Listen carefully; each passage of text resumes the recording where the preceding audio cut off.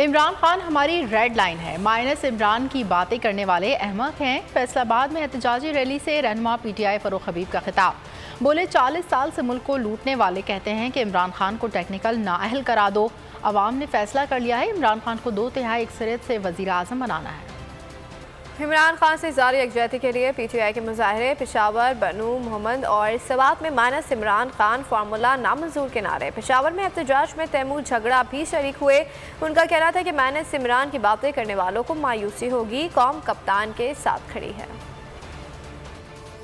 इमरान खान अकेले नहीं है, इमरान खान के पास पाकिस्तान के अवाम की ताकत है।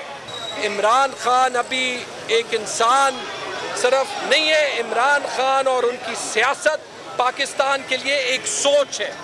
उनको हम ये मैसेज देना चाहते हैं कि ना तो आप -1 सोचने की जुर्रत करें और ना फिर आप इस डर से कि आपको पता है कि आप बंद गली में फंस गए हैं, ये सोचें कि टाइम कुछ गुजर जाएगा तो हकीकत बदल जाएगी। सबसे ज्यादा व्यूज, सबसे ज्यादा रील्स और सबसे ज्यादा रेटिंग के साथ बोल अब भी नंबर 1 पोजीशन पर बरकरार। सब्सक्राइब करें और बेल दबाएं ताकि कोई खबर रह न जाए।